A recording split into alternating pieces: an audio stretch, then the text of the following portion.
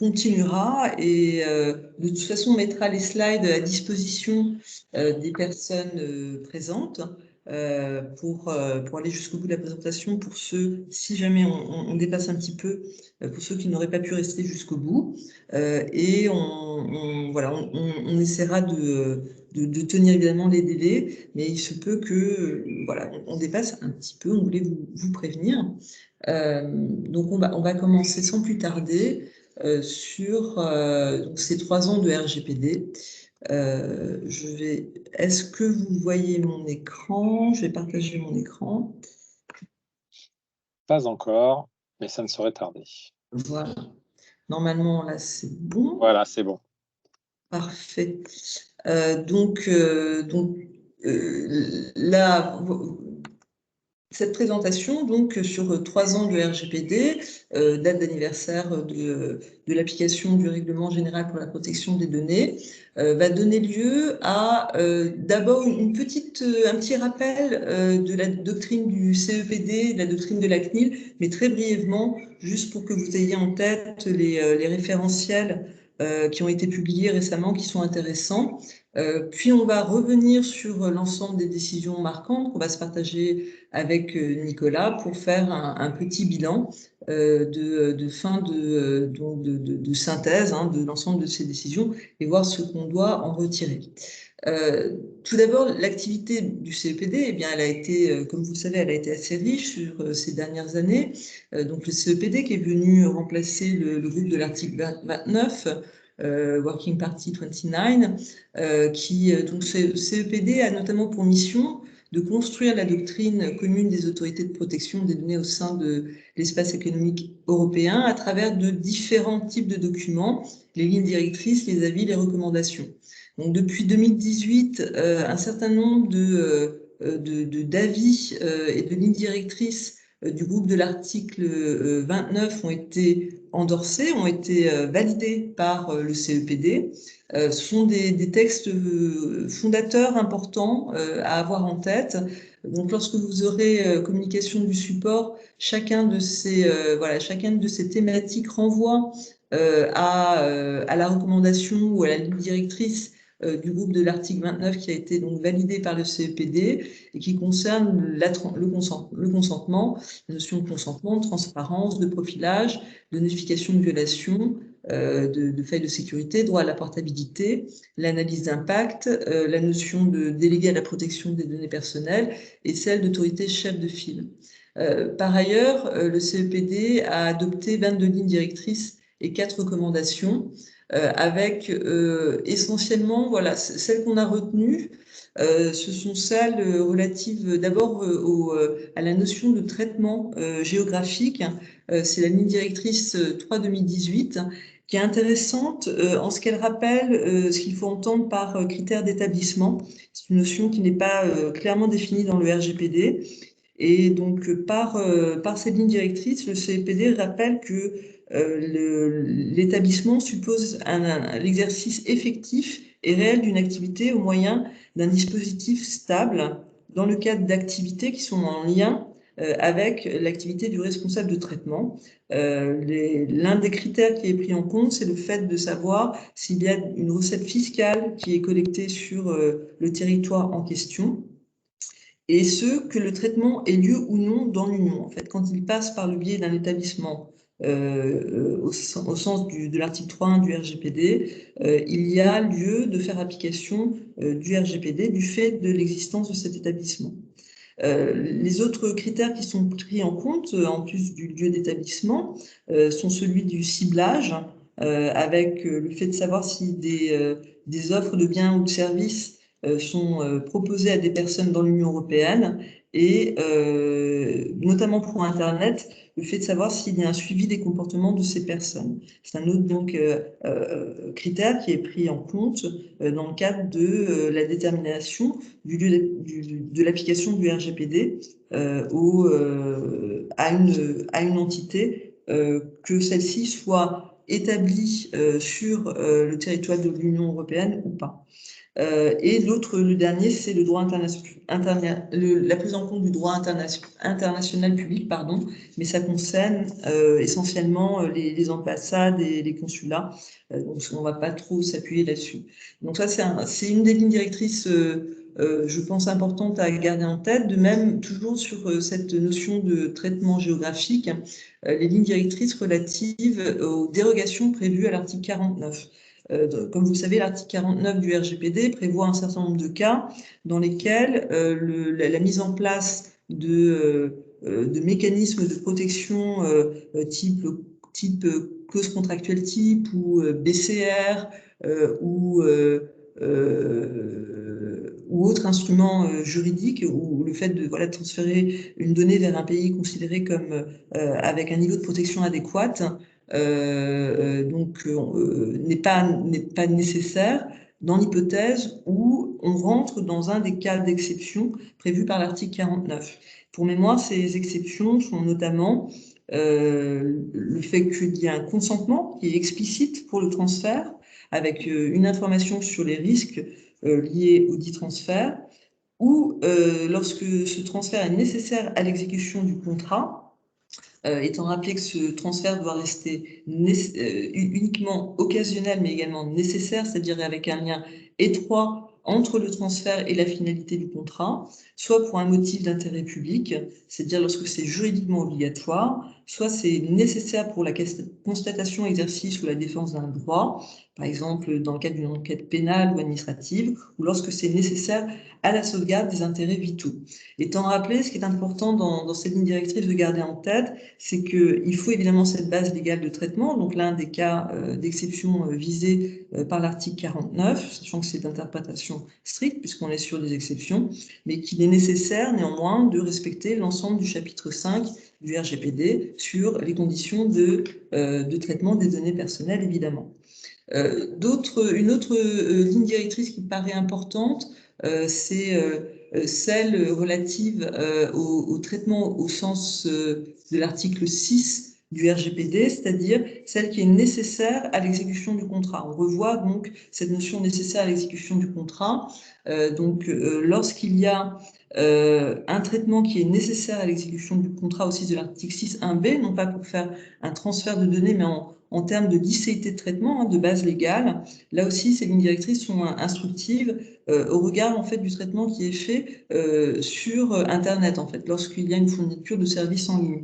Et notamment, il y a un test qui est proposé pour déterminer si le dit traitement est vraiment nécessaire au contrat ou aux conditions précontractuelles, étant rappelé que le responsable du traitement doit démontrer que l'objet principal du contrat ne peut être exécuté sans le traitement de la donnée personnelle dans le cadre de l'exécution du contrat. Par exemple, un exemple qui est donné, c'est le traitement donné par carte bancaire pour le paiement en ligne, pour le profilage, de carte bancaire est nécessaire. Ce n'est pas le cas, par exemple, pour le profilage, qui ne serait pas nécessaire à l'exécution du contrat. Autre ligne directrice intéressante, c'est des exemples de notification de données, de violation de données personnelles. Là, vous avez un certain nombre d'exemples en cas de ransomware, d'exfiltration de données ou d'erreurs humaines, qui va vous donner des indicateurs sur est-ce qu'il faut notifier ou pas cette faille de sécurité à la CNIL, voire faire une information auprès des personnes concernées. Donc, c'est une bonne grille d'analyse. Et enfin, les lignes directrices sur les notions de responsable de traitement et sous-traitant, qui appuient essentiellement aussi sur cette notion de responsable conjoint, qui est une notion qui n'est pas nouvelle, qui existait du temps de la loi informatique et liberté, mais qui est plus précisée dans ces lignes directrices. Et c'est même le point, voilà, une des premières questions à se poser, c'est quels sont les rôles des acteurs dans le cadre du traitement de la donnée. Voilà pour le CEPD. De la même manière, la CNIL a une activité importante et riche depuis l'application du RGPD, depuis mai 2018. Elle a adopté des règlements types, un seul en fait, pour l'accès par authentification biométrique sur les lieux de travail, 6 méthodologies de référence en matière de santé qui sont intéressantes, mais qui sont très sectorielles, qui font peut-être l'objet d'ailleurs d'une pause déjeuner dédiée à la santé, aux lignes directrices sur les cookies, voilà, qui est très importante, et également sur les analyses d'impact. Ce sont les deux référentiels importants qu'on peut garder en mémoire depuis 2018. Et puis, les lignes directrices qui sont couplées par une recommandation qui vient expliquer ce qu'a décidé, enfin ce qu'a donné comme ligne la CNIL concernant les cookies, et différents référentiels qui sont très sectoriels, essentiellement dans le domaine de la santé, mais aussi du domaine RH. On les retrouve là sur les slides suivantes. Donc, il y a des projets de référentiels et des référentiels qui sont adoptés sur les durées de conservation et les traitements des données en matière de santé, et également dans le monde du travail, un certain nombre de projets de référentiels et de référentiels adoptés. Donc, les référentiels à venir sont ceux sur le traitement des données personnelles dans le cadre de la gestion locative, dans la mise en œuvre des gestions d'impayés, et enfin dans la gestion des activités commerciales. Donc, ce sont des projets sur lesquels on reviendra l'année prochaine lorsqu'ils sont adoptés. Voilà pour ce tour d'horizon très rapide sur la partie doctrinale et des éléments importants à garder en mémoire. Et je passe la parole à Nicolas pour traiter donc des différentes décisions qu'on a sélectionnées pour vous et qui vont donc s'orienter autour de 5 grandes thématiques. La première concernant la sécurité, qui sera traitée par Nicolas, les cookies et autres traceurs que je traiterai, puis de la gestion de la relation commerciale que Nicolas traitera, les manquements au traitement sur des décisions voilà, importantes, en tout cas en termes de montant de sanctions, et enfin les flux de données sur la décision donc, que vous connaissez bien de Schrems, mais aussi la décision du Conseil d'État concernant le traitement Doctolib, qui sera traité par Nicolas. Nicolas, je te laisse la parole. Merci beaucoup, Élise, pour cette introduction et la présentation du cadre réglementaire, évidemment.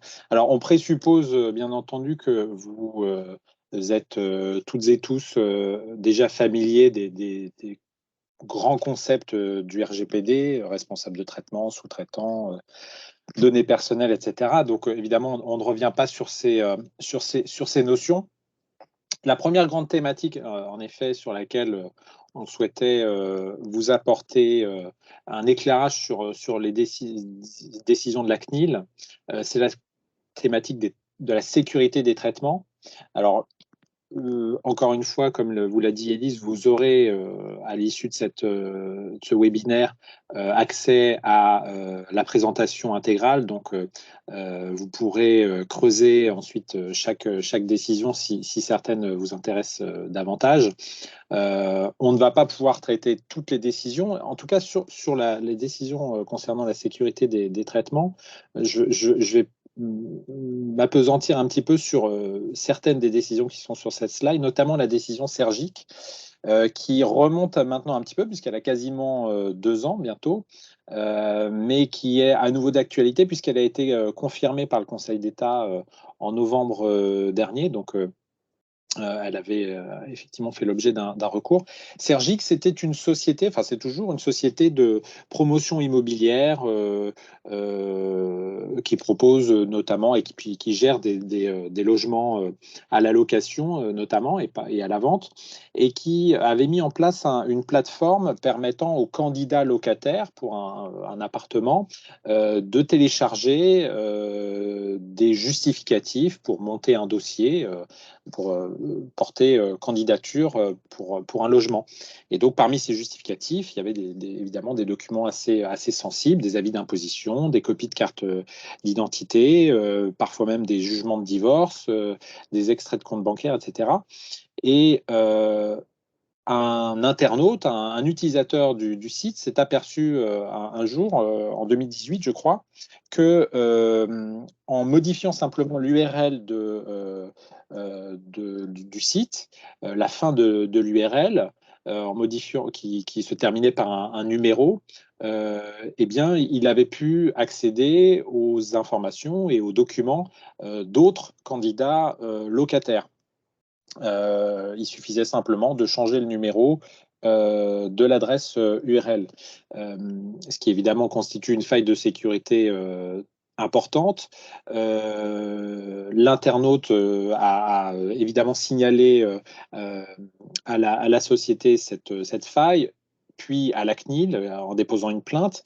En fait, l'origine du problème venait du fait qu'il n'y avait pas de mesure d'authentification. Il n'y avait pas besoin de se loguer au moyen d'un identifiant et d'un mot de passe au site internet en question, à la plateforme en question, pour y déposer ces documents. Et la CNIL reprochait également à cette société Sergic de conserver les données en question sur une durée excessive, qui était d'ailleurs initialement illimitée. La société a indiqué à la CNIL en cours d'instruction qu'elle allait mettre en place prochainement une politique de conservation et de limitation de la durée de conservation des données. Mais en tout état de cause, au démarrage en tout cas de l'instruction et de cette affaire, il n'y avait pas véritablement de limite. Or, la CNIL a considéré qu'une durée de conservation en base active de 3 mois, par exemple, à l'issue de l'allocation du logement, était amplement suffisante et que l'ensemble de ces données-là auraient dû être supprimées après ces 3 mois. Donc la société Sergic a écopé d'une amende de 400 000 euros à ce titre, qui est une amende assez importante, hein, évidemment pas la plus importante donnée par la CNIL, mais pour des sociétés de cette taille-là, c'est une amende importante. On peut rapprocher cette décision d'une autre décision de 2019, Active Assurance, qui, elle, était une société d'assurance et qui proposait des contrats d'assurance automobile, notamment en tant que courtier, et dont les dossiers des assurés, extrait de carte grise, copie de permis de conduire, etc., était également accessible simplement en modifiant l'adresse URL.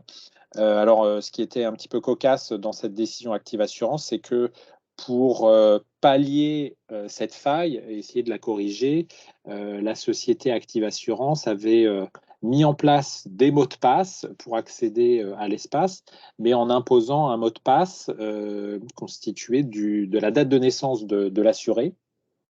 Et c'était même écrit sur la page de login, à côté du mot de passe, entre parenthèses, votre date de naissance. Donc, en termes de sécurité, on a vu mieux.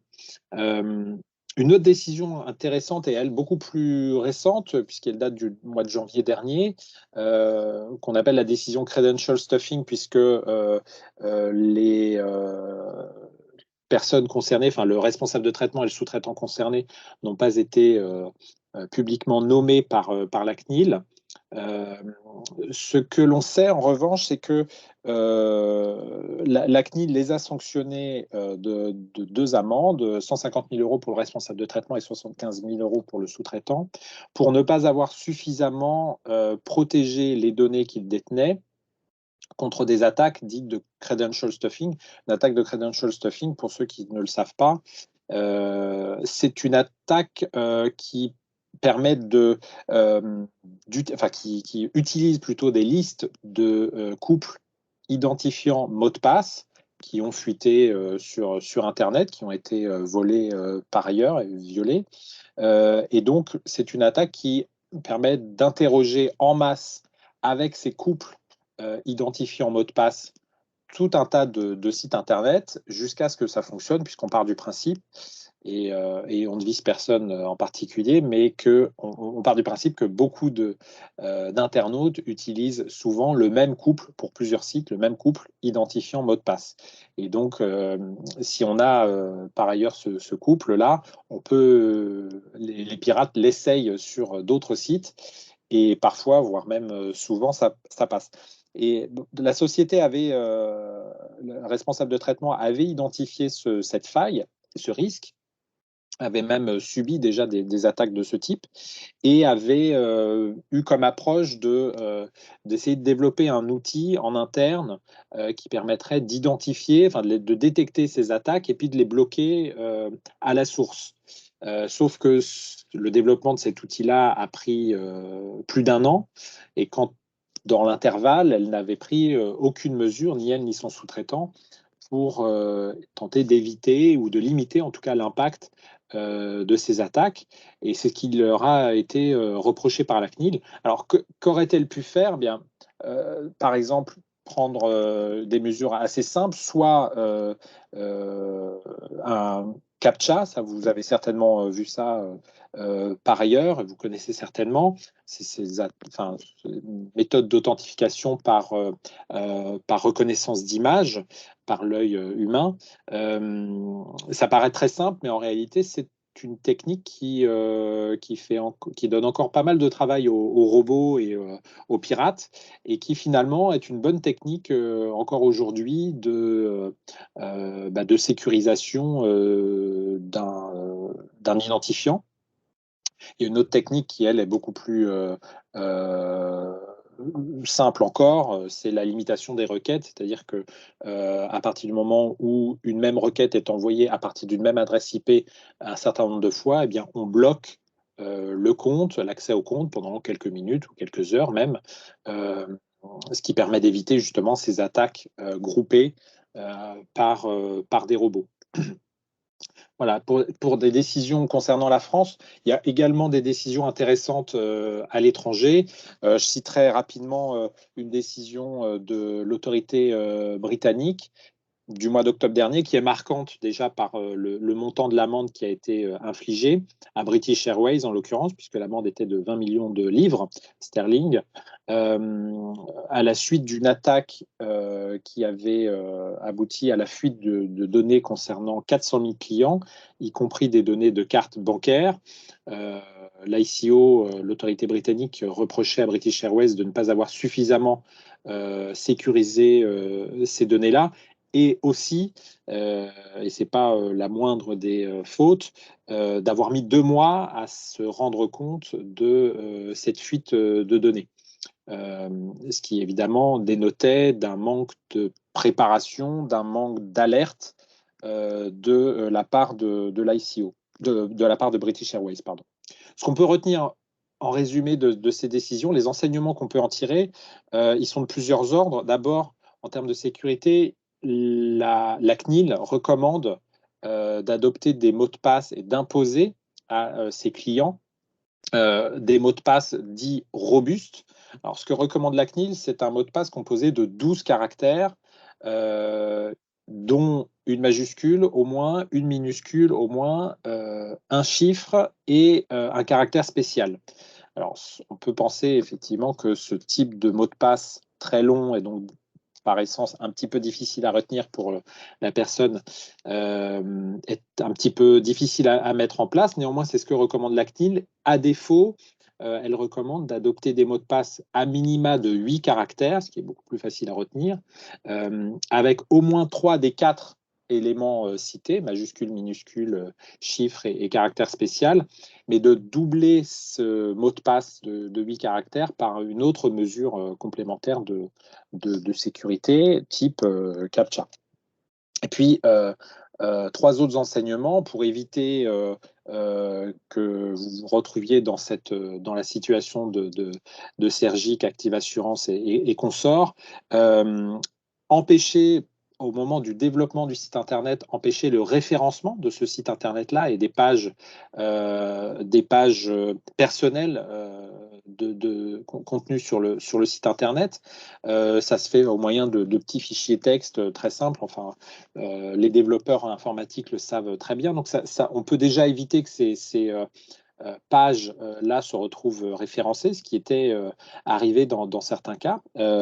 Avoir également, là encore, c'est du développement web de base, mais il est bon de le rappeler, une politique d'URL sécurisée qui permet d'éviter justement la situation qu'on a connue avec Sergic et Active Assurance, où il suffisait simplement de modifier la fin de l'adresse URL, un chiffre ou deux, pour arriver sur la page et le compte personnel d'un autre utilisateur.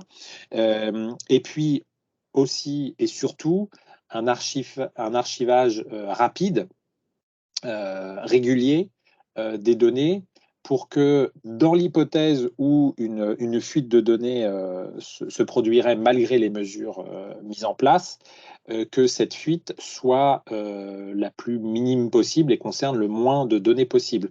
Vous êtes tenu de toute façon à minimiser, comme on le dit, les données que vous avez entre les mains. On le verra un petit peu plus tard dans une autre slide.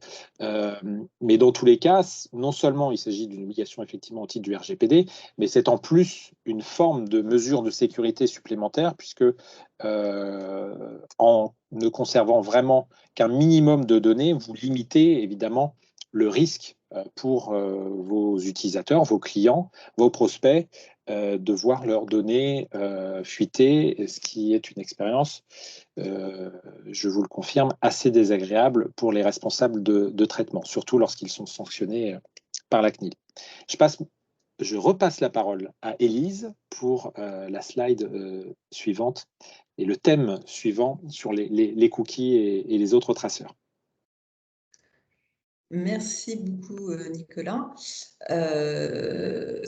Voilà, et on peut retenir aussi, oui, sur la partie sécurité, souvent c'est le fait d'erreurs humaines et de sous-traitants, donc il faut aussi bien cadrer évidemment la relation avec les sous-traitants et sensibilité des équipes sur les mesures de sécurité lorsqu'il y a un accès aux données. Élise, pardon, je te coupe, ouais, on ne voit plus les slides. Ah, alors, hop. Est-ce que c'est bon?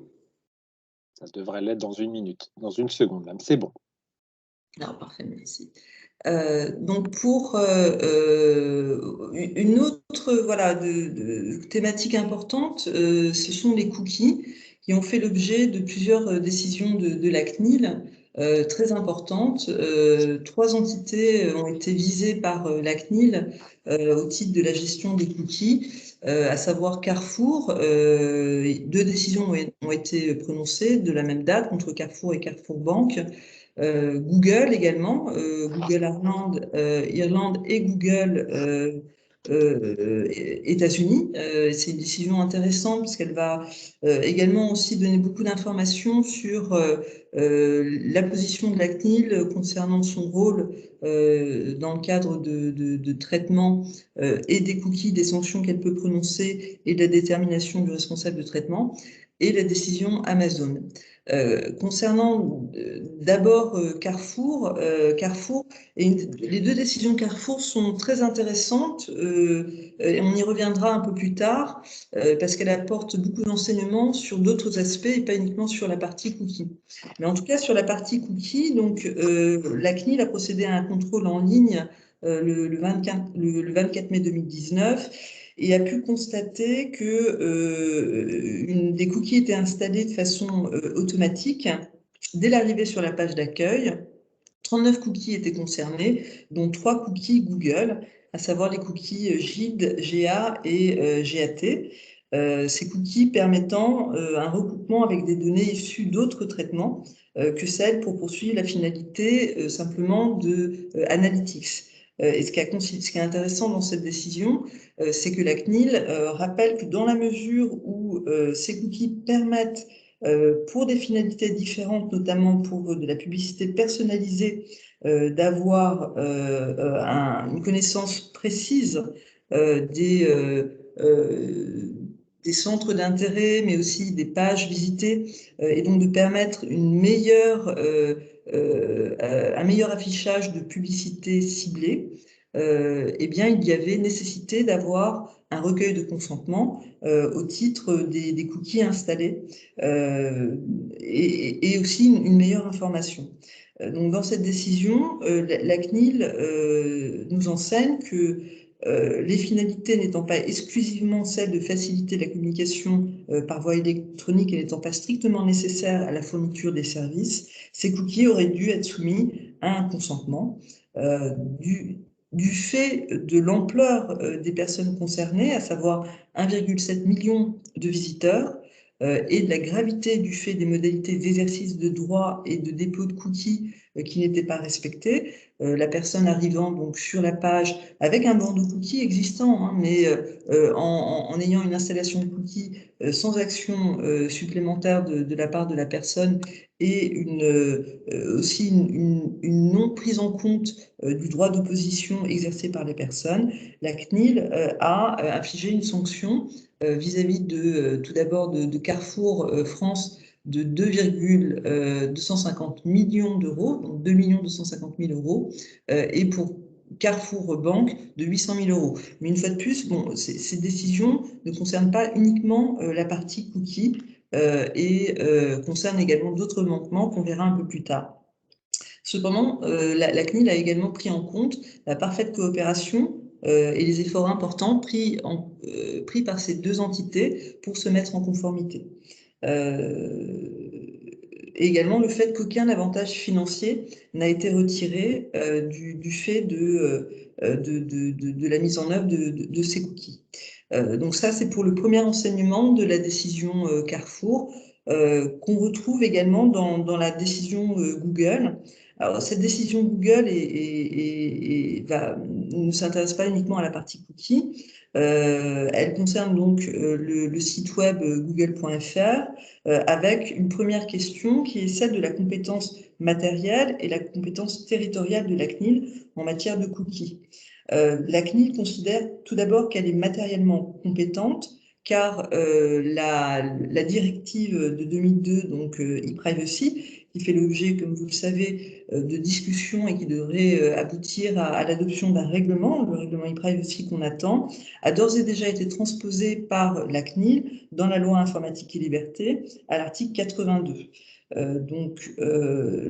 L'article 16 de la loi informatique et liberté donne possibilité à la CNIL de sanctionner en matière de cookies. C'est une liberté qui est laissée par la directive et la France a pris le choix de désigner la CNIL comme autorité de contrôle en matière de cookies. C'est en ça qu'elle se reconnaît matériellement compétente. Elle se considère également territorialement compétente car au regard donc, des lignes directrices du CEPD quant à l'application du RGPD du fait de l'existence d'un établissement.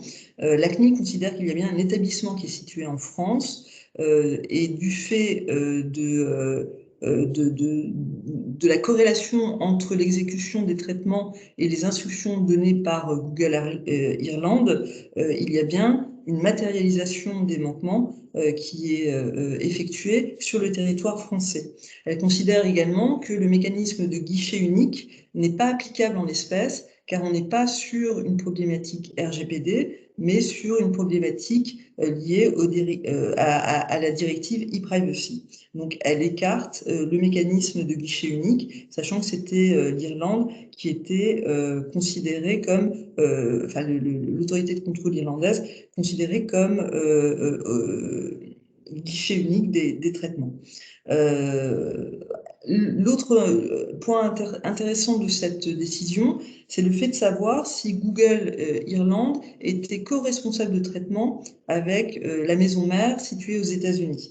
L'entité irlandaise a cherché à démontrer qu'elle était la seule à être responsable de traitement, ce que la CNIL n'a pas retenu, ce qui est important évidemment puisque le niveau de sanction qui peut être appliqué va dépendre des responsables de traitement impliqués dans le cadre du traitement des données. Et dans le cadre de cette décision, la CNIL considère que l'entité irlandaise et l'entité américaines sont bien co-responsables de traitement. Pourquoi ? Parce que l'entité américaine participe activement à la construction et à la conception de la technologie, qu'il n'y a pas de différence notable dans l'installation des types de cookies déposés en Europe par rapport à ceux utilisés dans le reste du monde et notamment par l'entité américaine, et que les particularités qui sont mises en œuvre au niveau européen, qui sont sous la direction de Google Irlande, ne le sont que pour des raisons de respect de la législation française et non dans le cadre on va dire, d'une autonomie de Google Irlande par rapport à sa maison mère américaine. Donc c'est en ça que la CNIL a considéré qu'il y avait bien une co-responsabilité de traitement entre les deux entités. Quant au manquement, la CNIL a donc constaté que 7 cookies étaient déposés sur le site google.fr sans action de l'utilisateur, dont 4 avec une finalité de publicité, finalité publicitaire. Elle a constaté également un défaut d'information, car un manquement à l'obligation d'information, dans la mesure où il n'y avait pas d'information préalable suffisante fournie, celle-ci n'étant pas assez visible, mis en évidence et complète. Le bandeau, en effet, qui était mis en place sur le site web, rappelait les règles de confidentialité avec 2 niveaux d'information différents, avec un bouton indiquant « me le rappeler plus tard » et « consulter dès maintenant la politique en matière de cookies ». Mais à ce stade, aucune information valable, en tout cas pour la CNIL, n'était fournie aux utilisateurs et aux internautes se connectant au site web google.fr.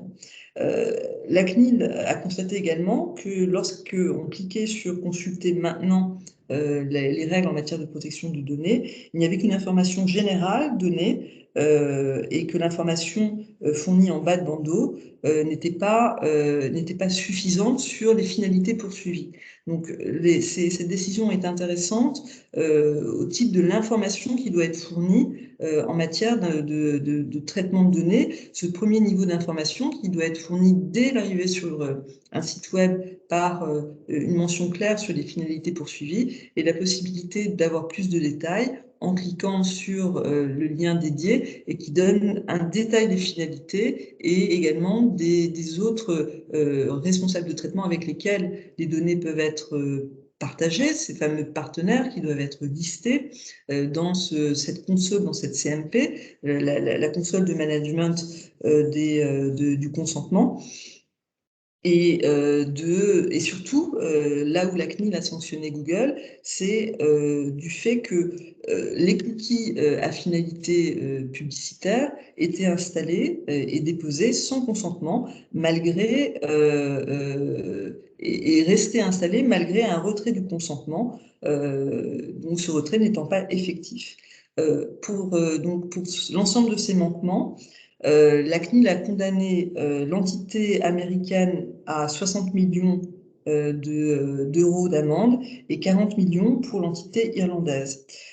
Ce niveau de sanction est appliqué par la CNIL. Pourquoi? En raison tout d'abord des parts de marché détenues par Google en termes de ciblage, et de publicité en ligne et de ciblage. Également car 47 millions d'utilisateurs ont été concernés par ce manquement, ce qui représente 70% de la population française. Parce que Google occupe une position dominante sur le marché, c'est intéressant de voir ce lien qui est fait entre RGPD et droit de la concurrence en termes de détermination du montant des amendes et de la position qui est prise par une entité sur le marché. Parce que, évidemment, Google a bénéficié de ce manquement, bénéfice que Google n'a pas fourni à la CNIL. Donc la CNIL en termes de revenus, la CNIL avait demandé quel était le montant du résultat, donc du bénéfice obtenu par l'entité américaine et irlandaise du fait de la publicité ciblée et de l'utilisation des cookies, ce que Google n'a pas communiqué. Donc la CNIL en a déduit un manque de coopération avec l'autorité de contrôle et a également prononcé une astreinte à l'encontre de ces deux entités pour se mettre en conformité. Ce qui est pris également en compte dans le montant de la décision, c'est évidemment le chiffre d'affaires réalisé, 160 milliards pour l'entité américaine et 38 milliards pour l'entité irlandaise. De la même manière, la décision Amazon est riche d'enseignements. puisque la CNIL a également effectué un contrôle en ligne et sur place en décembre 2019, puis en janvier 2020 pour le contrôle sur place, et a également constaté un dépôt sur le terminal des utilisateurs de cookies sans consentement et un défaut d'information.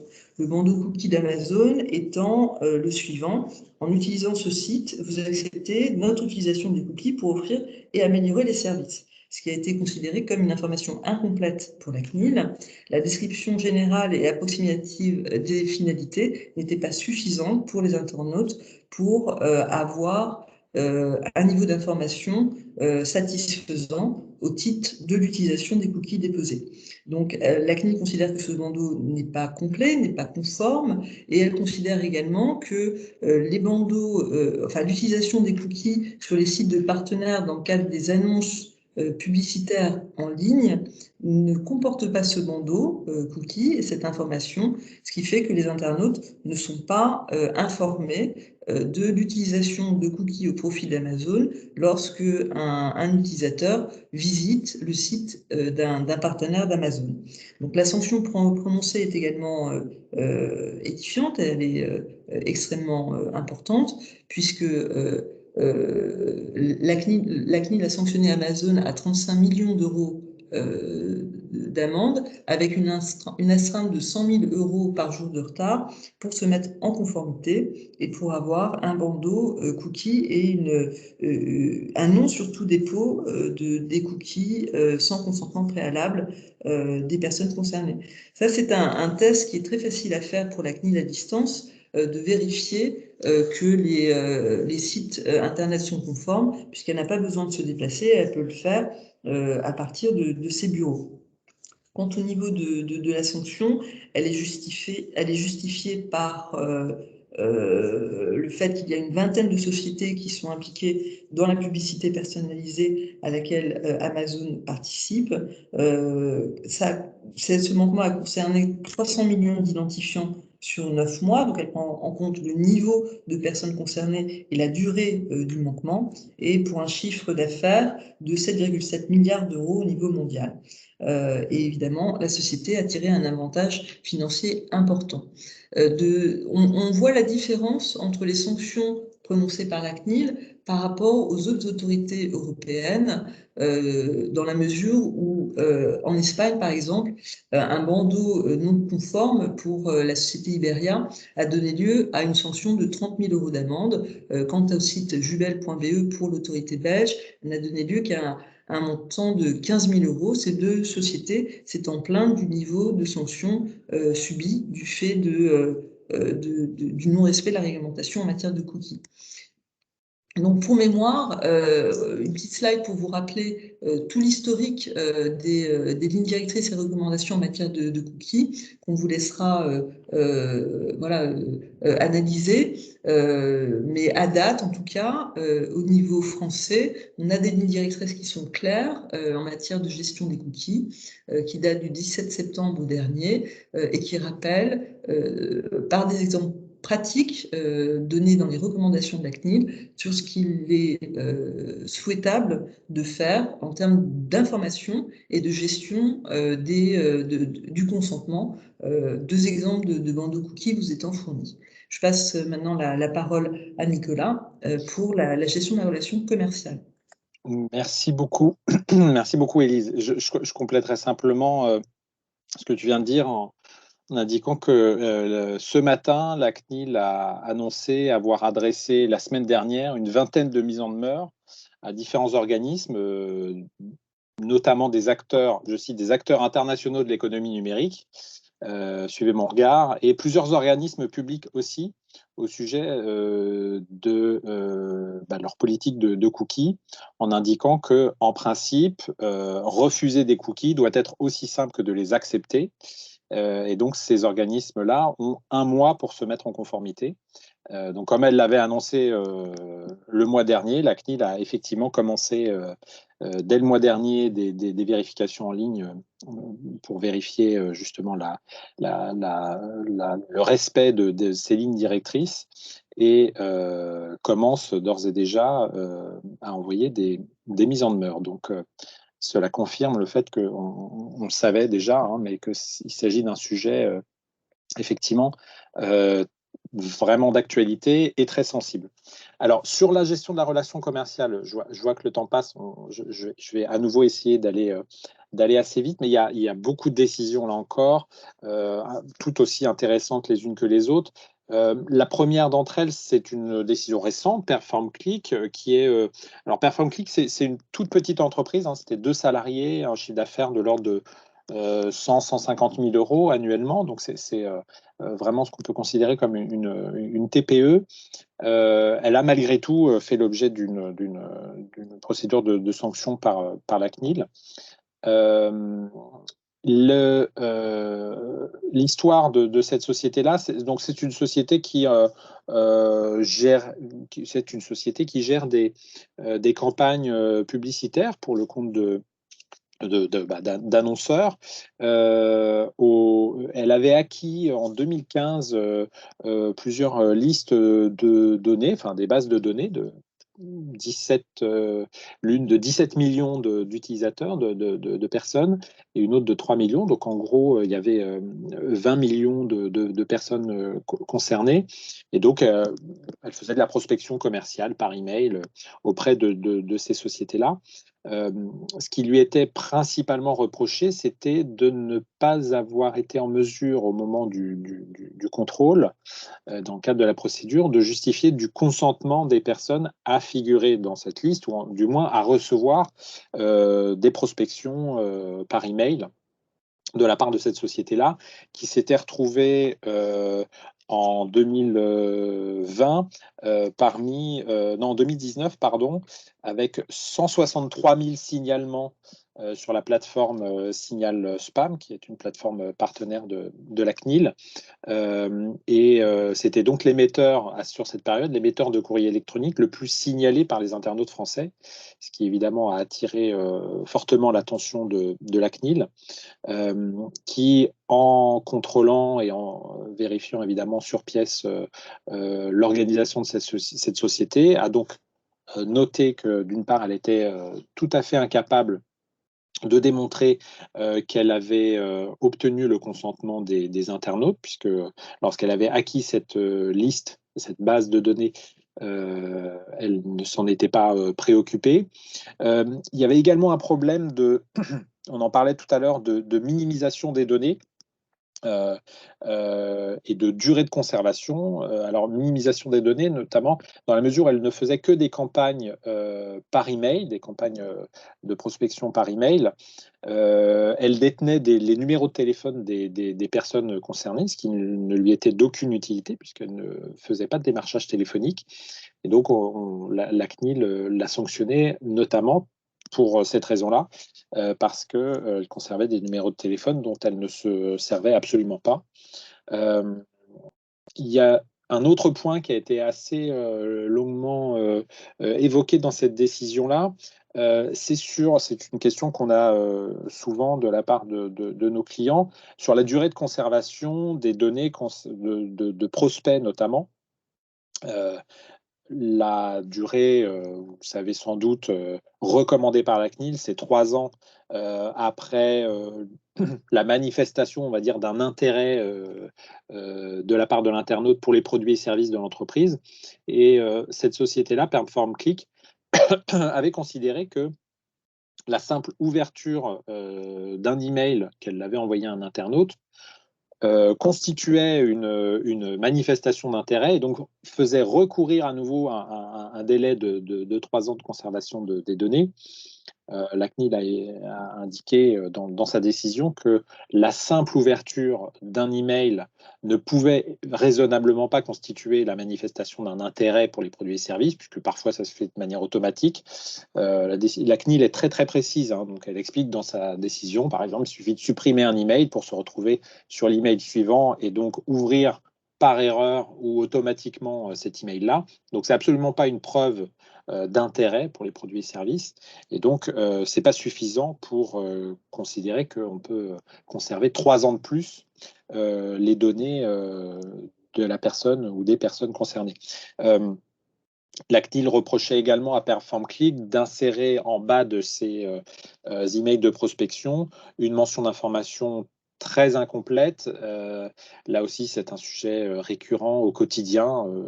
Que mettre dans ces fameuses mentions d'information dites RGPD? Bon, là, il manquait vraiment, vraiment beaucoup d'éléments, puisqu'il n'y avait même pas le nom du responsable de traitement, ni les catégories de données concernées. Euh, ni d'ailleurs les droits des personnes, vous savez, le fameux droit d'accès, d'opposition, etc., des personnes concernées. Et puis, il y a un point technique, là, cette fois-ci, des internautes avaient évidemment par moment demandé à disparaître de cette base de données. Et ça n'avait pu être pris en compte puisqu'en fait, la société en question avait répliqué dans 9 compartiments différents la même base, les mêmes données.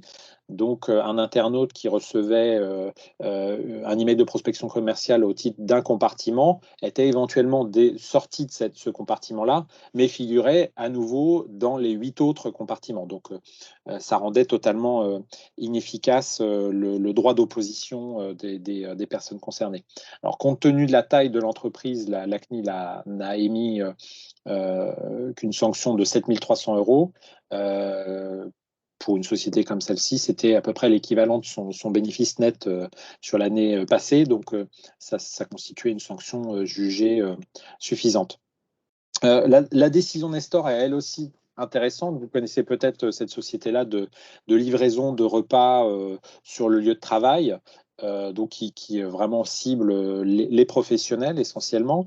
Nestor, pour lancer son activité, avait eu une mauvaise idée, on peut dire, puisqu'elle avait cherché, avec l'aide de prestataires extérieurs en communication, à reconstituer des adresses email. Elle avait d'un côté sorti, je pense à partir de LinkedIn, des listes de personnes pouvant être, avec les noms et prénoms et le nom de la société, pouvant être des clients potentiels, des prospects, et puis avec un autre intermédiaire, avec un autre prestataire, elle avait essayé de deviner, de reconstituer leur adresse email professionnelle en connaissant un peu la forme que pouvaient prendre les adresses email dans telle et telle société.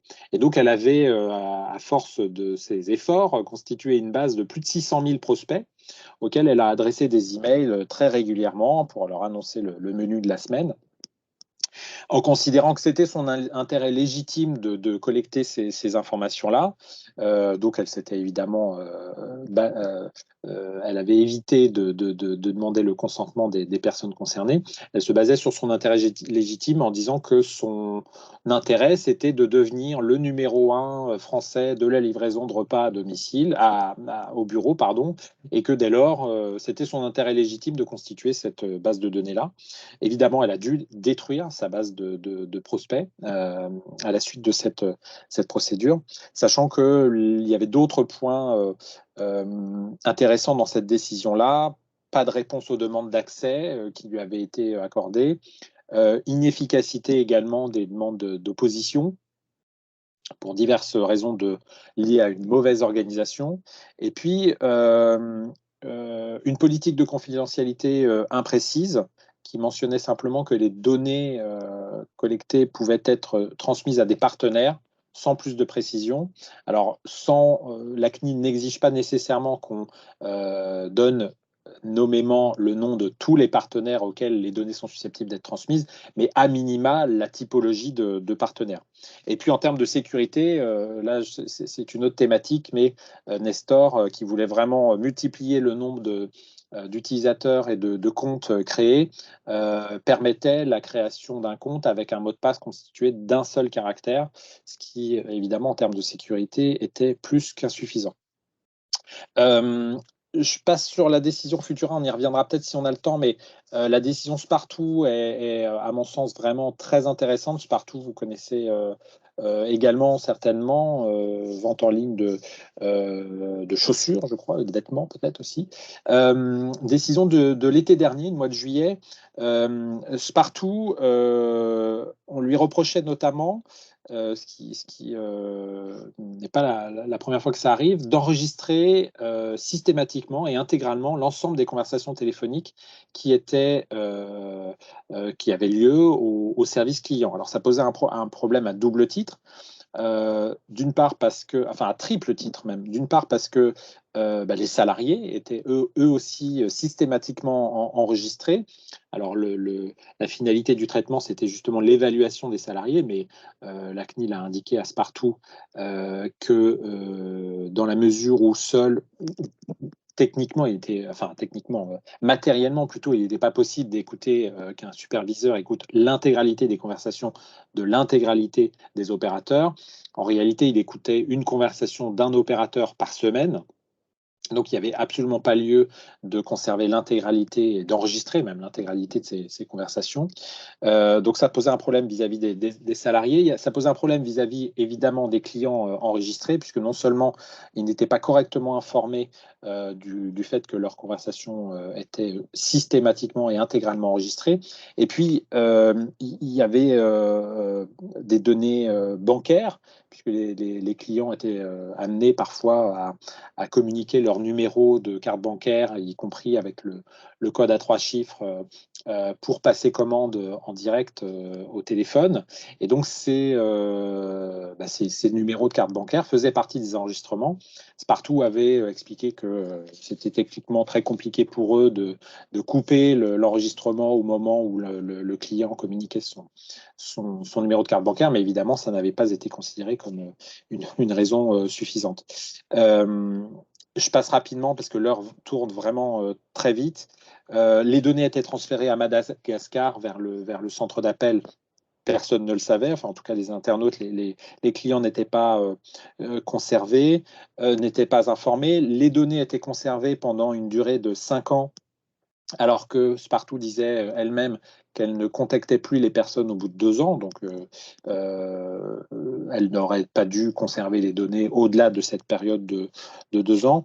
Et puis, elle avait également, pour créer un compte, une politique de mot de passe très insuffisante, avec un axe de défense assez particulier, puisque Spartoo a tenté d'expliquer à la CNIL que d'abord, ces recommandations, ce dont je vous parlais tout à l'heure, les 12 caractères ou les 8 caractères, étaient contestées par certains experts informatiques, et puis que, en réalité, créer des mots de passe constitués de seulement quelques caractères très simples, ou même du nom de famille de la personne, était tellement improbable, c'était un peu l'axe de défense de Spartoo, et c'est l'improbabilité humaine qui fait que cette improbabilité n'était pas prévisible par les robots, et finalement un mot de passe de 4 caractères très simple était presque plus difficile à trouver pour les pirates qu'un mot de passe dit complexe et robuste. Ce qui, vous en conviendrez certainement, est un axe de défense un peu osé de la part de Spartoo, qui était sans doute un petit peu acculé aussi. Vraiment, ils avaient un peu tout faux, pour résumer. Et donc, c'est une décision intéressante parce qu'elle est très complète sur les thématiques abordées. C'est une décision intéressante aussi parce que la CNIL, c'est sa première décision prise en tant qu'autorité chef de file, puisque les faits reprochés à Spartoo concernaient également d'autres pays, notamment l'Italie et l'Espagne. Et donc, à ce titre-là, Spartoo a écopé d'une amende de 250 000 euros. À ma connaissance, mais Élise, tu en sais peut-être plus que moi, la décision ne fait pas l'objet d'un appel. Et je te repasse la parole, Élise, pour la suite. Je passe sur la décision Futura, puisque vraiment le temps presse et je voudrais qu'on ait le temps d'aborder la suite. Et puis, vous aurez aussi vu en bas de slide certaines décisions parfois très sévères, ou en tout cas très conséquentes, avec des amendes très conséquentes, en Italie notamment, contre assez souvent des opérateurs télécoms.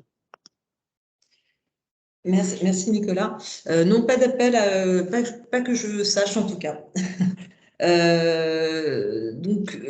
D'autres décisions également qui sont un petit peu sur la même thématique, c'est-à-dire les manquements qui ont été identifiés au titre des traitements de données, que ça concerne aussi bien les clients, mais également les salariés. Les deux décisions donc, de Carrefour évoquées plus tôt pour la partie cookies sont également très intéressantes en matière de banquement. La première décision Carrefour est intéressante parce qu'elle traite du programme de fidélité. Elle traite du programme de fidélité, de la durée de conservation des données pour une durée de 4 ans en base active, ce qui a été jugé excessif, mais également une conservation de données de plus de 28 millions de clients en base inactive, et ce, de 5 à 10 ans. Et ça, c'est intéressant aussi de voir que lorsqu'il y a une politique d'archivage qui est mise en place, il faut également qu'elle soit conforme aux durées de conservation et qu'elle soit légitime. Et en ça, donc la CNIL a considéré qu'il y avait un manquement à la durée de conservation. De la même manière, elle a considéré que dans le cadre des droits d'accès qui étaient exercés, le fait de conserver la copie de la carte d'identité n'était pas légitime et était excessif. Quant à d'autres manquements sur les modalités d'exercice de droit, pour faire très très court, en fait, Carrefour, par manque de personnel, n'a pas répondu aux demandes de droit d'accès dans les délais requis, la durée moyenne étant de l'ordre de 3 mois, voire jusqu'à 9 mois, sans réponse intermédiaire, ce qui constitue également un manquement.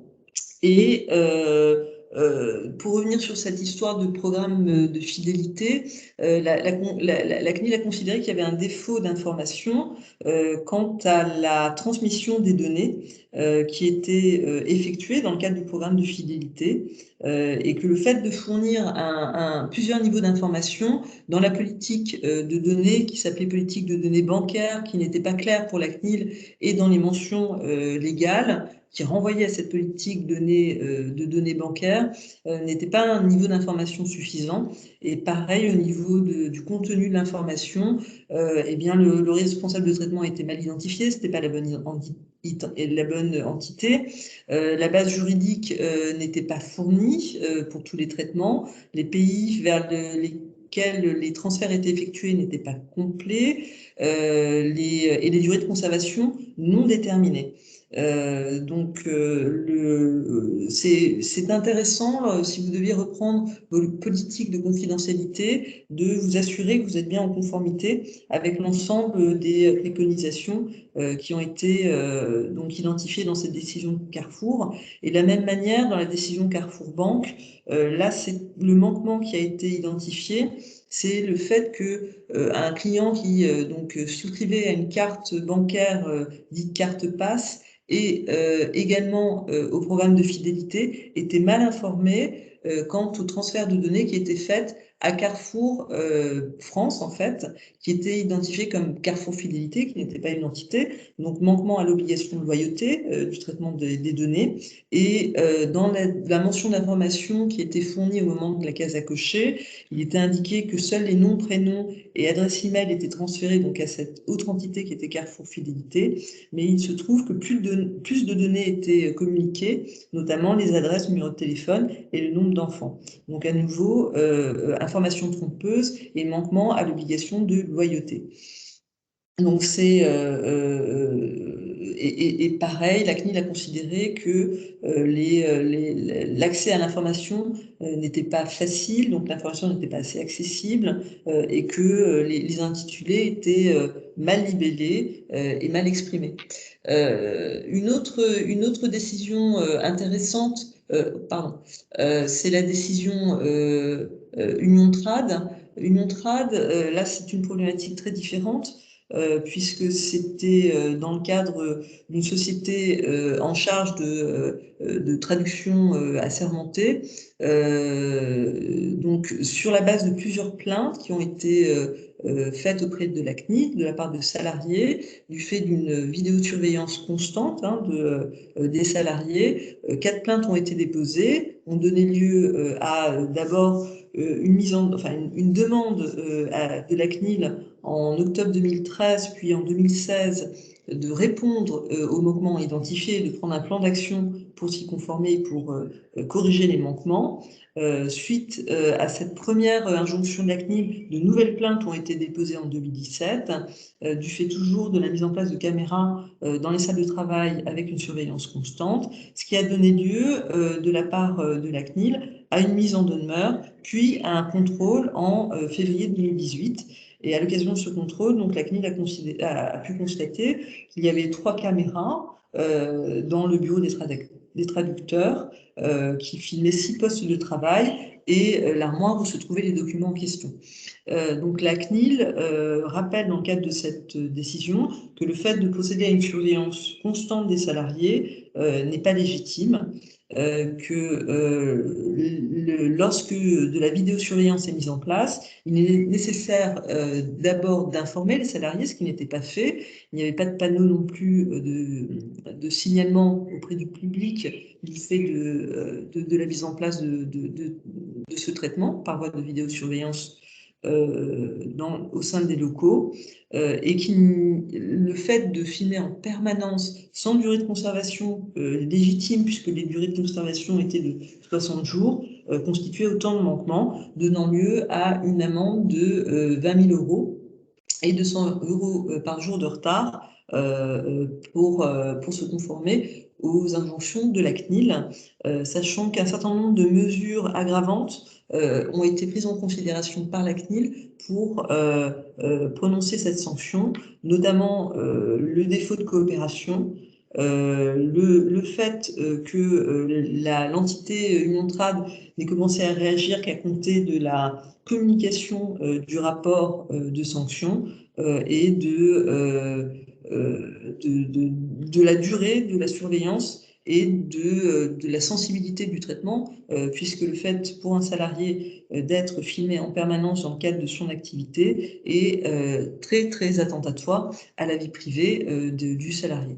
Et en outre, la CNIL a également pris en compte le fait que lorsque Uniontrad avait répondu à la CNIL, eh bien, les réponses fournies étaient contradictoires avec ce qu'elle avait pu constater directement dans les locaux. On a déjà traité des autres exemples qui sont intéressants, donc Spartoo, Perform Click, Futura International. Donc ça, c'était sur la partie données excessives et des zones commentaires. Alors juste pour revenir sur cette décision qui est intéressante, lorsqu'il y a un traitement qui est mis en œuvre à l'international avec des sous-traitants, avec des zones commentaires, c'est que dans le cadre du contrôle et de la sanction qui a été prononcée, la CNIL a considéré que le fait de ne pas mettre en place des techniques visant à empêcher l'enregistrement de termes injurieux ou de santé, parce que c'était ça qui était collecté, ou alternativement de ne pas mettre en place une revue quotidienne des traitements dans les zones commentaires, n'était pas satisfaisant. Sachant que suite à la mise en demeure que Uniontrad avait reçue, elle avait mis en place un bandeau contextuel, mais qui n'a pas été considéré comme suffisant. De la même manière, dans cette décision, ce qui est intéressant, c'est la gestion du droit d'opposition qui n'est pas bien traité au niveau du groupe et au niveau des sous-traitants, dans la mesure où il n'y avait pas de centralisation des droits d'opposition exercés et donc un traitement par voie de prospection qui était toujours mis en œuvre malgré les oppositions mis en œuvre, exprimé par les personnes concernées. Et autre enseignement intéressant, toujours dans cette décision, c'est la relation avec le sous-traitant, qui n'était pas encadré par des clauses contractuelles types, qui, suite à la mise en demeure et aux injonctions de la CNIL, ont donné lieu à une documentation, mais qui n'était toujours pas complète, et surtout avec des contrats qui n'étaient pas signés. Donc, sanction de 700 000 € de Futura International au titre de l'ensemble de ces manquements, ce qui représente 2,5% de son chiffre d'affaires mondial. Pour faire un petit comparatif avec nos voisins européens, la CNIL, l'autorité de contrôle allemande a été beaucoup plus sévère dans les sanctions prononcées pour donc un traitement équivalent de vidéosurveillance d'employés pendant 2 ans sans base légale, avec une durée de conservation excessive, puisque l'entité Notebook Billiger.de a été sanctionnée à hauteur de 10 millions, plus de 10 millions d'euros. C'était une entité en fait c'est une entité qui vend des produits informatiques et qui, de la même manière, comme une Montrad, mais à un niveau beaucoup plus important, a mis en place de la vidéosurveillance sans information et également surveiller les salariés dans le cadre des tests qu'ils effectuaient sur les machines qu'ils s'apprêtaient à livrer. Autre sanction très impressionnante, toujours de l'autorité allemande, c'est la décision H&M, où là, on est sur du traitement de données des employés fait de façon déloyale, dans la mesure où ces données étaient collectées suite au retour des vacances des salariés et centralisées dans un fichier mis à disposition de 50 managers quant à certaines données très sensibles de type problèmes de santé, religion, problèmes de famille, éléments, en tout cas fichiers qui étaient pris en compte dans le cadre de la progression des salariés et de leur évolution de carrière. Et c'est suite à une faille de sécurité, interne en tout cas, où ce fichier a été mis à disposition par erreur à l'ensemble des salariés, que le contrôle a été déclenché par l'autorité allemande et a donné lieu à une sanction assez exemplaire, puisqu'elle s'est élevée à plus de 35 millions d'euros d'amende. Pour terminer rapidement, peut-être Nicolas, sur les flux transfrontières et les Privacy Shield et Doctolib. Doctolib, oui, rapidement. Max Schrems, un activiste autrichien, a ajouté à son tableau de chasse, après avoir fait tomber en 2015 le Safe Harbor, a réussi à faire invalider le second accord qui était venu remplacer le Safe Harbor, venant réglementer, on va dire, les transferts de données transatlantiques entre l'Europe et les États-Unis. La décision est intéressante, donc c'est la décision du 16 juillet 2020 qu'on appelle, en tout cas dans notre petit milieu, le Schrems 2, le retour, puisque ce qui est intéressant, c'est que la Cour de justice de l'Union européenne a pris en compte, pour faire invalider donc la décision le système du Privacy Shield qui était issu d'une décision, les éléments pertinents du système juridique de pays tiers. C'est-à-dire que non seulement on va regarder un petit peu si intrinsèquement l'accord, le Privacy Shield, contient les éléments suffisants, mais la Cour de justice est allée au-delà cette fois-ci en regardant un petit peu ce qui se passait de l'autre côté de l'Atlantique, dans la réglementation américaine directement, pour regarder justement les éléments du système juridique américain qui pouvaient faire peser un risque sur les données européennes. Et dans la mesure où plusieurs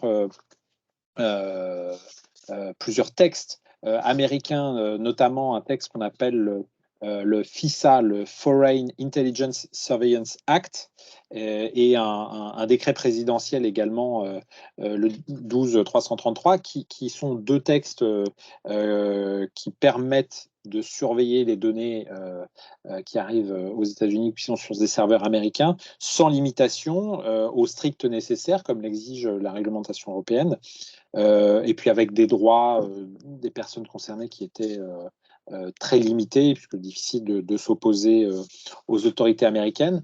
La Cour de justice a donc invalidé le Privacy Shield, ce qui nous met aujourd'hui à nouveau dans une position où on s'était retrouvé en 2015 avec une espèce de vide juridique actuellement sur les transferts de données transatlantiques qui conduisent donc les sociétés à mettre en place d'autres systèmes de type clause contractuelle type, etc. Puis décision Doctolib qui, elle, est très récente, qui est une ordonnance du Conseil d'État du 12 mars 2021, qui concerne les prises de rendez-vous pour la vaccination Covid, donc c'est très actuel, même si ça a encore un peu évolué depuis le mois de mars. Des associations, notamment de soignants, reprochaient à Doctolib d'avoir conclu un contrat d'hébergement avec Amazon, AWS. Bon, les serveurs étaient basés en France et en Allemagne, mais évidemment, étant donné la nationalité de la maison mère, il y avait un risque que des transferts de données soient effectués vers les États-Unis. Et donc, pour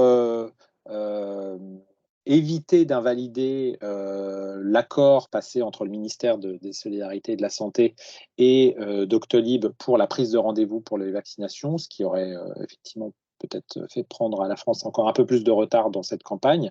Le Conseil d'État a notamment indiqué que, alors peut-être à mon goût un peu fictivement, les données concernées n'étaient pas véritablement des données de santé parce que les personnes, pour prendre un rendez-vous, attestaient seulement sur l'honneur qu'elles entraient dans la priorité vaccinale, je cite, rien d'autre. Donc ça pouvait constituer des adultes de tous âges, sans motif médical particulier. Sauf que déjà ça a évolué depuis, puisqu'aujourd'hui, lorsqu'on prend un rendez-vous pour une vaccination, on peut indiquer notamment une comorbidité, ce qui est une indication, une donnée médicale en soi.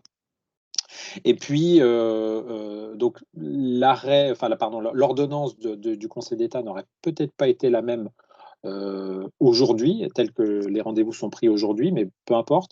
Et puis, le Conseil d'État s'était estimé rassuré par le fait que les données étaient dans tous les cas chiffrées par un prestataire, un tiers français, et que donc la clé de chiffrement n'était pas disponible pour Amazon, et donc potentiellement pour les autorités américaines qui auraient voulu y accéder. Et puis par ailleurs, Doctolib avait pris la précaution de signer un avenant à son contrat avec Amazon, des conditions spéciales pour pouvoir contester éventuellement une demande générale d'accès par une autorité américaine.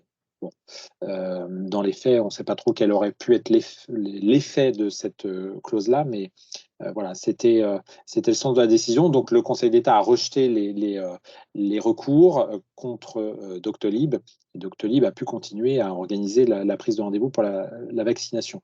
Je citerai aussi une décision de l'autorité allemande, enfin bavaroise pour être précis, très récente aussi, du 30 mars, concernant MailChimp, qui est un outil d'envoi d'email que vous connaissez très certainement et que vous êtes susceptible d'utiliser quotidiennement pour vos campagnes d'email. L'autorité allemande, enfin l'autorité bavaroise, a considéré que l'utilisation de MailChimp par une entreprise n'était pas en soi conforme au RGPD, puisque MailChimp, je le rappelle, est une société américaine et que donc là encore, les données étaient susceptibles d'être transmises aux États-Unis et par ricochet potentiellement aux autorités américaines dans le cadre de la surveillance, et qu'il aurait été préférable de mettre en place des mesures additionnelles pour sécuriser les données. On pense peut-être aux mesures additionnelles que Doctolib a prises, notamment en signant un contrat spécial avec Amazon, lui donnant un certain nombre de droits et en chiffrant également les données, de sorte que l'entité américaine ne pouvait avoir accès impunément aux données. Voilà, je te repasse la parole, Élise, pour le mot de la fin. Oui, le mot de la fin, merci. Donc oui, on a été un peu long, c'est pas étonnant, mais en tout cas, merci à ceux qui sont encore là d'être avec nous. Un petit mot pour la fin. Donc, quel bilan tirer de ces décisions?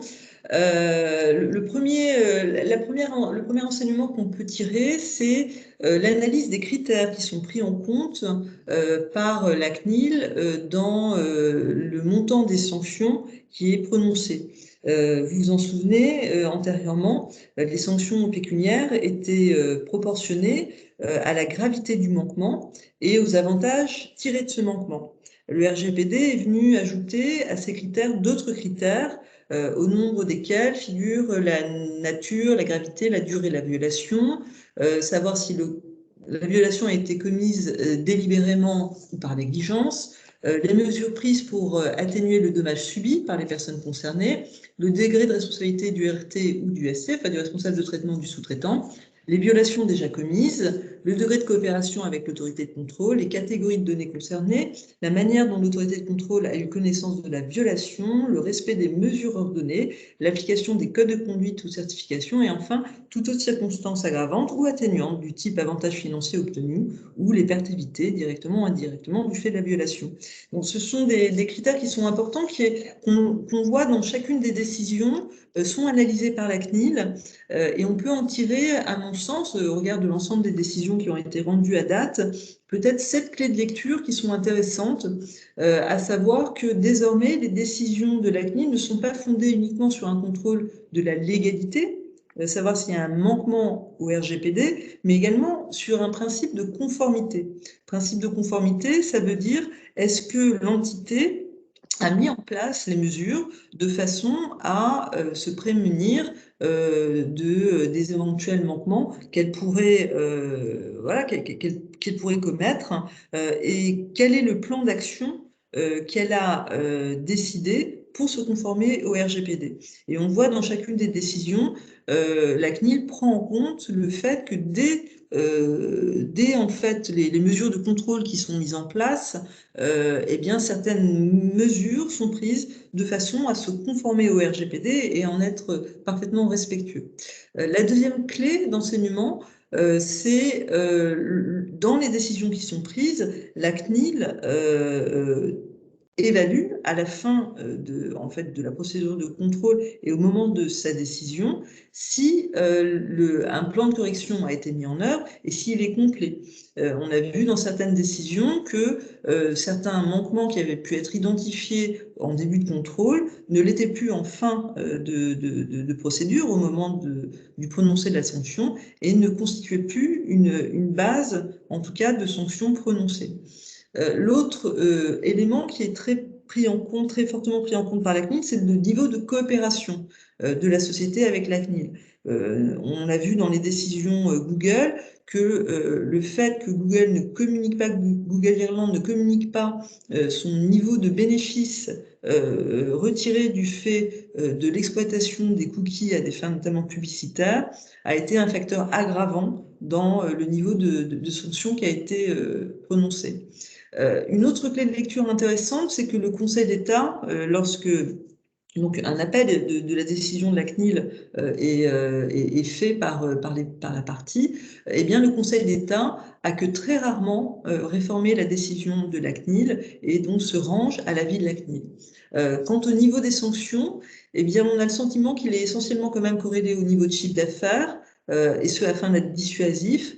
Et on n'a pas encore identifié, au regard des autres critères, quelles étaient les raisons qui pouvaient alourdir ou affaiblir un niveau de sanction.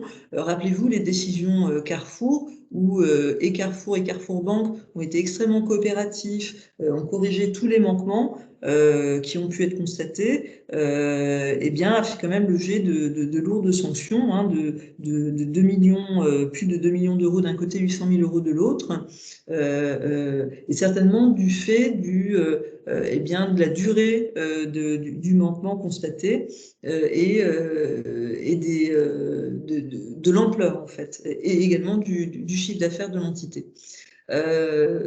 Autre clé de lecture, eh bien, c'est que la plupart des décisions sont publiées, et ce, dans un but pédagogique. Les décisions de la CNIL sont très argumentées, fournissent beaucoup de détails sur ce qui est fait et qu'il ne fallait pas faire, et ce qu'elle attendait qu'il soit fait. Et donc, c'est riche d'enseignements d'un point de vue pédagogique. Et enfin, dernier élément intéressant, eh bien, nous n'avons pas encore de décision dans le secteur public pour l'instant, mais je pense que ça viendra dans le courant de l'année 2021-2022.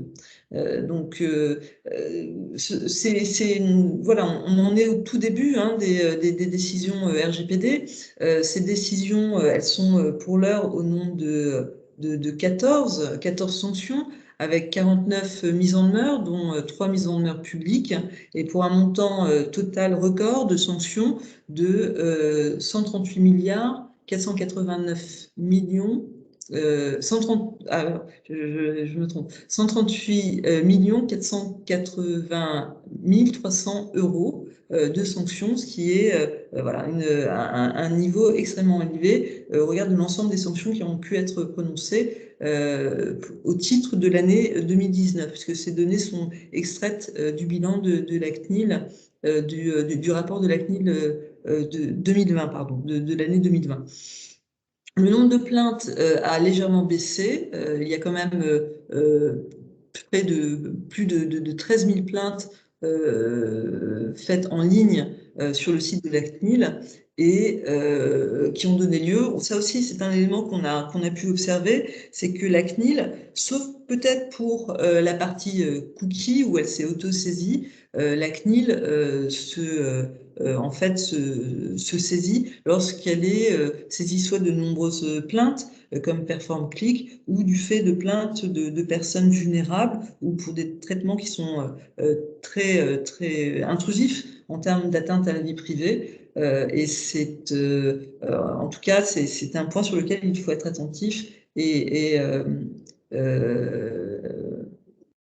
ne pas négliger en tout cas. Quant aux violations de données, elles ont augmenté d'un quart, quand même de 25% entre 2019 et 2020, ce qui veut dire que eh bien, les entreprises prennent de plus en plus le pli et se conforment à cette obligation hein, que vous avez que nous avons en cas de faille de sécurité, de procéder à une notification de la dite faille dans un délai de 72 heures auprès de la CNIL. Donc c'est voilà pour terminer, c'est on voit que sur la partie, enfin Nicolas, je te laisserai terminer, mais en tout cas les thématiques prioritaires de contrôle 2021 de la CNIL ont été suivies, en tout cas en partie, notamment sur la partie cookies et traceurs qu'on a traité antérieurement. La cybersécurité, c'est plutôt suite à des signalements hein, et des plaintes que la CNIL s'est saisie. Et les données de santé, pour l'instant, on n'a pas vraiment de décision, sauf les deux décisions concernant les deux médecins qu'on n'a pas traitées dans le cadre de notre présentation parce qu'elles sont voilà, très particulières, très ciblées. Mais je te laisse terminer, Nicolas. Oui, merci, je t'en prie. Effectivement, données de santé pour celles et ceux qui sont concernés reste une thématique prioritaire en 2021. Vu le contexte, on comprend. C'est aussi lié certainement au fait que la CNIL n'a pas peut-être pu faire tous les contrôles qu'elle souhaitait en 2020 compte tenu de la crise sanitaire. Donc, elle renouvelle cette priorité-là pour 2021. Les cookies traceurs, je confirme effectivement, et la vingtaine de mises en demeure non publiques, mais dont on a eu connaissance ce matin, que la CNIL a envoyé la semaine dernière, notamment à des organismes publics, ce qui donnera peut-être lieu à des premières sanctions d'organismes publics dans l'année, démontre bien que c'est le sujet certainement 2021 et celui qui fera certainement l'objet de toutes les attentions de la CNIL. Voilà, il nous reste plus, on aura tenu 1h30 au lieu d'1 heure, mais c'est pas grave.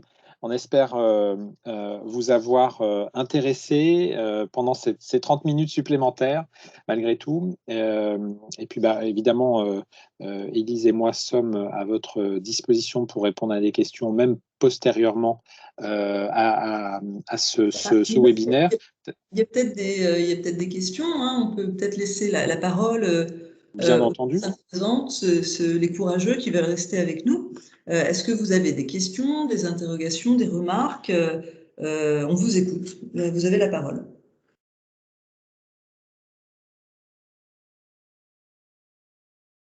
Bon, tout le monde a peut-être envie d'aller déjeuner, en terrasse peut-être même. S'il n'y a pas de questions, je répète, nous sommes à votre disposition pour y répondre.